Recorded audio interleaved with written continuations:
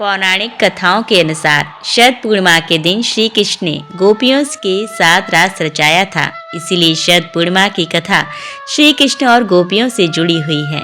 शरद पूर्णिमा पर पूजन में प्रसाद के लिए चावल की खीर का प्रयोग किया जाता है। इसीलिए लक्ष्मी जी को प्रसाद स्वरूप खीर का भोग लगाना अत्यंत शुभ माना जाता है। शरद पूर्णिमा पर इस बार अश्विनी पूर्णिमा यानी 28 अक्टूबर को मनाई जाएगी। धार्मिक मान्यताओं के अनुसार शरद पूर्णिमा वह अवसर होता है जब चंद्रमा अपनी 16 कलाओं से परिपूर्ण होकर अमृत की वर्षा करता है। आयुर्वेद के मुताबिक इस दिन चंद्रमा न केवल 16 कलाओं के साथ चमकता है, बल्कि इसकी किरणों में कुछ ऐसे गुण होते हैं जो शरीर को पोषकता प्रदान करते हैं। इसलिए शरद पूर्णिमा का लाभ उठाने के लिए चावल का खीर खाने की परंपरा है। शरद पूर्णिमा पर खीर खाने से पहले इसे बनाकर चांदनी रात में खुले आसमान के नीचे छोड़ दिया जाता है। कुछ समय तक चांदनी रात में रखने के बाद इस खीर का सेवन किया जाता है। कैसे करें शरद पूर्णिमा पर पूजा? शरद पूर्णिमा के दिन उपवास श्रद्धा पूर्वक करना चाहिए। पूर्णिमा वाले दिन सुबह सवेरे उठकर स्नान आदि से निवृत्त होकर तांबे या मिट्टी के कलश की स्थापना करें। कलश की स्थापना करने के बाद उसे लाल कपड़े से ढकें। इसके बाद लक्ष्मी की प्रतिमा को स्थापित करें। अपने सामर्थ्य के मुताबिक कलश में द्रव्य डालें। शाम के समय चांद के उगने पर अपनी क्षमता के मुताबिक सोने, चांदी या मिट्टी से बने दिए जलाएं। यहाँ ध्यान रखना चाहिए कि दीपों की संख्या 108 बेहतर मानी गई है। शरद पूर्णिमा पर पूजन में प्रसाद के लिए चावल की खीर का प्रयोग करना अच्छा माना गया है। इसीलिए लक्ष्मी जी को प्रसाद स्वरूप खीर का भोग लगाएं। पूजन के बाद सबसे पहले किसी ब्राह्मण या जरूरतमंद को अथवा घर के बड़े सदस्यों को प्रसाद के तौर पर खीर खिलाएं। शरद पूर्णिमा पर रात में जगने के विधान है। इसीलिए रात्रि में जागरण कर भजन कीर्तन करना चाहिए। रात्रि जागरण के बाद सुबह सूरज उगने पर कलश और प्रतिमा का विसर्जन करना चाहिए। पौराणिक मान्यताओं के अनुसार शरद पूर्णिमा के दिन श्री कृष्ण ने गोपियों के साथ रास रचाया था।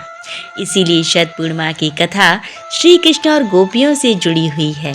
कथा के मुताबिक किसी नगर में एक साहूकार रहा करता था जिसकी 2 बेटियां थीं।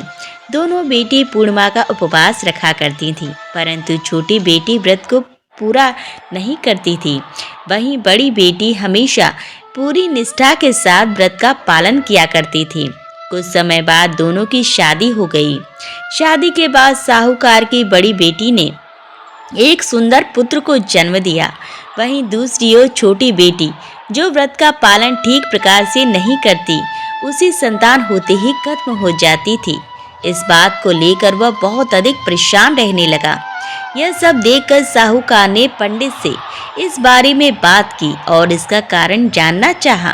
पंडितों ने सलाह दी कि अधूरा किए जाने वाले पूर्णिमा व्रत को पूरा करें। इसके अलावा पंडितों ने शरद पूर्णिमा का व्रत भी विधिवत करने को कहा। तब साहूकार की बेटी ने विधि पूर्वक शरद पूर्णिमा का व्रत रखा, परंतु इस बार उसका संतान जन्म के पश्चात कुछ दिनों तक जीवित रहा। जब फिर से उसका संतान मर गया तो उसने उसे लकड़ी के पीढ़ा पर सुलाकर उस पर कपड़ा रख दिया और उसके बाद अपनी बड़ी बहन को बुलाकर ले आई और उसे बैठने के लिए वही पीढ़ा दे दिया। जैसे ही बड़ी बहन उस पीढ़े पर बैठना चाहे और उसे देखकर आश्चर्य हुआ और अपनी बहन से बोली, तू अपनी संतान के मरने का दोष मेरे ऊपर लगाना चाहती है। इस पर छोटी बहन ने कहा, यह तो पहले से ही मरा हुआ है और आपके छूने से ये जीवित हो उठा है। इस प्रकार शरद पूर्णिमा व्रत के महत्व को जानकर छोटी बहन भी विधि पूर्वक व्रत करने लगी। ओम ह्रीं क्लीं कमले कमलालये प्रसीद प्रसीद महालक्ष्म्यै नमः।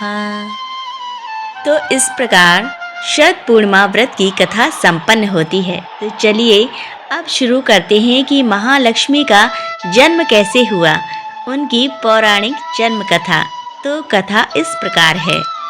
पुराणों में माता लक्ष्मी की उत्पत्ति के बारे में विरोधाभास पाया जाता है। इस कथा के अनुसार माता लक्ष्मी की उत्पत्ति समुद्र मंथन के दौरान निकले रत्नों के साथ हुई थी, लेकिन दूसरी कथा के अनुसार वे भृगु ऋषि की बेटी कही जाती हैं। दरअसल पुराण कथाओं में छुपे रहस्य को जानना थोड़ा मुश्किल है, इसे समझना जरूरी है। आपको शायद पता ही होगा कि शिव पुराण के अनुसार ब्रह्मा, विष्णु और महेश के माता पिता का नाम सदाशिव और दुर्गा बताया गया है। उसी तरह तीनों देवियों के भी माता पिता रहे हैं। समुद्र मंथन से जिस लक्ष्मी की उत्पत्ति हुई थी, दरअसल वह स्वर्ण के पाए जाने के ही संकेत रहा होगा। शास्त्रों के अनुसार देवी लक्ष्मी का जन्म शरद पूर्णिमा के दिन हुआ था। कार्तिकेय का जन्म भी शरद पूर्णिमा के दिन हुआ था। कार्तिक कृष्ण अमावस्या को उनकी पूजा की जाती है। लक्ष्मी शब्द दो शब्दों के मेल से बना है, एक लक्ष्य तथा दूसरा मी, अर्थात लक्ष्य तक ले जाने वाली देवी लक्ष्मी। श्री देवी कमला, धन्या, हरिवल्लवी, विष्णु प्रिया, दीपा, दीप्ता, पद्म प्रिया, पद्म सुंदरी, पद्मावती, पद्मनाभ प्रिया, पद्मनी, चंद सहोदरी, पुष्टि, वसुंधरा आदि नाम माँ लक्ष्मी के प्रमुख हैं। इनके माता पिता ख्याति और भृगु हैं। इनके भाई धाता और विधाता हैं। बहन अलक्ष्मी हैं। पति भगवान विष्णु हैं और इनके पुत्र 18 पुत्रों में से प्रमुख 4 पुत्रों के नाम हैं आनंद, कदर्म, शीद, चिकलीत। इनका निवास क्षीर सागर में भगवान विष्णु के साथ कमल पर वास करती हैं। इनका पर्व दिवाली है। दिन ज्योतिष शास्त्र एवं धर्म शास्त्रों में शुक्रवार की देवी माँ लक्ष्मी को माना गया है। उल्लू और हाथी इनका वाहन है। एक मान्यता के अनुसार भगवान विष्णु की पत्नी देवी लक्ष्मी का वाहन उल्लू है और धन की देवी महालक्ष्मी का वाहन हाथी है। कुछ के अनुसार उल्लू उनकी बहन अलक्ष्मी का प्रतीक है, जो सदा उनके साथ रहती हैं। देवी लक्ष्मी अपने वाहन उल्लू पर बैठकर भगवान विष्णु के साथ पृथ्वी पर भ्रमण करने आती हैं। लक्ष्मी जी की अभिव्यक्ति को 2 रूपों में देखा जाता है, श्री रूप और लक्ष्मी रूप। श्री रूप में वे कमल पर विराजमान हैं और लक्ष्मी रूप में वे भगवान विष्णु के साथ हैं। महाभारत में लक्ष्मी के विष्णु पत्नी लक्ष्मी एवं राज्य लक्ष्मी 2 प्रकार बताए गए हैं। एक अन्य मान्यता के अनुसार लक्ष्मी के 2 रूप हैं, भूदेवी और श्रीदेवी। भूदेवी धरती की देवी हैं और श्रीदेवी स्वर्ग की देवी। पहली उर्वरा से जुड़ी हैं, दूसरी महिमा और शक्ति से। भूदेवी सरल और सहयोगी पत्नी हैं, जबकि श्रीदेवी चंचल हैं। विष्णु को हमेशा उन्हें खुश रखने के लिए प्रयास करना पड़ता है। इनका बीज मंत्र है ओम ह्रीं श्रीं लक्ष्मीभ्यो नमः। इनकी व्रत पूजा विधि है लक्ष्मी चालीसा, लक्ष्मी जी की आरती, लक्ष्मी की महिमा, लक्ष्मी व्रत, लक्ष्मी पूजन आदि। दीपावली पर लक्ष्मी जी की पूजा गणेश जी के साथ की जाती है। देवी लक्ष्मी की पूजा भगवान विष्णु के साथ ही होती है। जहाँ ऐसा नहीं होता, वहाँ लक्ष्मी की बड़ी बहन अलक्ष्मी का निवास हो जाता है। अष्टलक्ष्मी माता लक्ष्मी की 8 विशेष रूपों को कहा गया है। माता लक्ष्मी के 8 रूप ये हैं, आदि लक्ष्मी, धन लक्ष्मी, धान्य लक्ष्मी, गज लक्ष्मी, संतान लक्ष्मी, वीर लक्ष्मी, विजय लक्ष्मी, विद्या लक्ष्मी। माता लक्ष्मी के जो प्रिय भोग हैं वो हैं मखाना, सिंघाड़ा, बताशे, ईख, हलवा, खीर, अनार, पान, सफ़ेद और पीले रंग के मिष्ठान, केसर, भात इत्यादि। धन की देवी देवी लक्ष्मी का घनिष्ठ संबंध देवराज इंद्र तथा कुबेर से है। इन देवताओं तथा स्वर्ग के राजा हैं तथा कुबेर देवताओं के खजाने के रक्षक के पद पर आसीन हैं। देवी लक्ष्मी ही इंद्र तथा कुबेर को इस प्रकार का वैभव, राजसी सत्ता प्रदान करती हैं। समुद्र मंथन की लक्ष्मी को धन की देवी माना गया है। उनके हाथ में स्वर्ण से भरा कलश है। इस कलश द्वारा लक्ष्मी धन की वर्षा करती रहती हैं। उनके वाहन को सफेद हाथी माना गया है। दरअसल महालक्ष्मी जी के 4 हाथ बताए गए हैं। वे एक लक्ष्य और 4 प्रकृतियों के प्रतीक हैं और माँ महालक्ष्मी सभी हाथों से अपने भक्तों पर आशीर्वाद की वर्षा करती रहती हैं। ऋषि भृगु की पुत्री माता लक्ष्मी थी। उनकी माता का नाम ख्याति था। महर्षि भृगु विष्णु के ससुर और शिव के साड़ू थे। महर्षि भृगु को भी सप्त ऋषियों में स्थान मिला है। राजा दक्ष के भाई भृगु ऋषि थे। इसका मतलब वे राजा दक्ष की भतीजी थी। माता लक्ष्मी के दो भाई दाता और विधाता थे। भगवान शिव की पहली पत्नी माता सती उनकी सौतेली बहन थी। सती राजा दक्ष की पुत्री थी। इनकी विवाह कथा। एक बार लक्ष्मी जी के लिए स्वयंवर का आयोजन हुआ। माता लक्ष्मी पहले ही मन विष्णु जी को पति रूप में स्वीकार कर चुकी थी, लेकिन नारद मुनि भी लक्ष्मी जी से विवाह करना चाहते थे। नारद जी ने सोचा कि राजकुमारी हरि रूप पाकर ही उनका वरण करेगी। तब नारद जी विष्णु भगवान के पास हरि के समान सुंदर रूप मांगने पहुंच गए।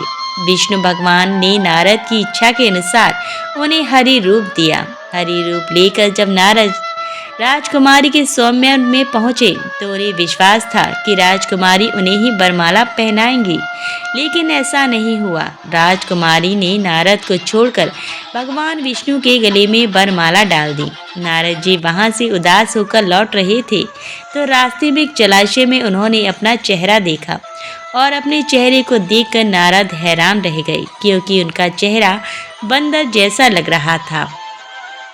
हरि का एक अर्थ विष्णु होता है और एक बानर होता है। भगवान विष्णु ने नारद को बानर रूप दे दिया था। नारद समझ गए कि भगवान विष्णु ने उनके साथ छल किया। उनको भगवान पर बड़ा क्रोध आया। नारद सीधे वैकुंठ पहुंचे और आवेश में आकर भगवान को श्राप दे दिया कि आपको मनुष्य रूप में जन्म लेकर पृथ्वी पर जाना होगा। जिस तरह मुझे स्त्री का वियोग सहना पड़ा है, उसी प्रकार आपको भी वियोग सहना होगा। इसीलिए राम और सीता के रूप में जन्म लेकर विष्णु और देवी लक्ष्मी को सहना पड़ा था वियोग। महालक्ष्मी जो बैकुंठ में निवास करती हैं, स्वर्ग लक्ष्मी जो स्वर्ग में निवास करती हैं, राधा जी जो गोलोक में निवास करती हैं, दक्षिणा जो यज्ञ में निवास करती हैं, ग्रह लक्ष्मी जो ग्रह में निवास करती हैं, शोभा जो हर वस्तु में निवास करती हैं, सुरभि जो गोलोक में निवास करती हैं और राजलक्ष्मी जी जो पाताल और भूलोक में निवास करती हैं। समुद्र मंथन से कुल 14 रत्न आदि उत्पन्न हुए थे। उनको सुरों अर्थात देव और असुरों ने आपस में बांट लिया था। पहले हलाहल विष निकला, फिर क्रमशः काम धेनु गाय, उच्च शेवा घोड़ा, ऐरावत हाथी, कौस्तुभ मणि, कल्पद्रुम ग्रंथ, रंभा नामक अप्सरा के बाद महालक्ष्मी निकली। कहते हैं कि महालक्ष्मी के रूप में सोना निकला था, जिसे भगवान विष्णु ने धारण कर लिया। इसके बाद बारुणी नामक मंदिरा, फिर चंद्रमा, फिर पारिजात का वृक्ष, फिर 5 जन्य शंख, धनवंतरी वैद्य और अंत में अमृत निकला था। समुद्र मंथन के दौरान लक्ष्मी जी की उत्पत्ति भी हुई। लक्ष्मी जी अर्थात श्री और समृद्धि की उत्पत्ति। कुछ लोग इसे सोने से जोड़ते हैं, लेकिन कुछ लोग इसे देवी मानते हैं। समुद्र मंथन से उत्पन्न लक्ष्मी को कमला कहते हैं, जो 10 महाविद्याओं में से अंतिम महाविद्या है। अध्ययन से पता चलता है कि समुद्र मंथन से निकली लक्ष्मी को वैभव और समृद्धि से जोड़कर देखा गया है, जिसमें सोना, चांदी आदि कीमती वस्तुएं थी, जो कि लक्ष्मी का प्रतीक है। कहते हैं कि समुद्र की पुत्री लक्ष्मी देवी थी। जब लक्ष्मी जी बड़ी हुई तो वे भगवान नारायण के गुण प्रभाव का वर्णन सुनकर उन्हीं में अनुरक्त हो गई थी और उनके पाने के लिए तपस्या करने लगे। उसी तरह जिस तरह पार्वती जी ने शिव जी को पाने के लिए तपस्या की थी, वे समुद्र तट पर घोर तपस्या करने लगी। तदनंतर लक्ष्मी जी की इच्छानुसार भगवान विष्णु ने उन्हें पत्नी रूप में स्वीकार किया। बोलो लक्ष्मी माता की जय।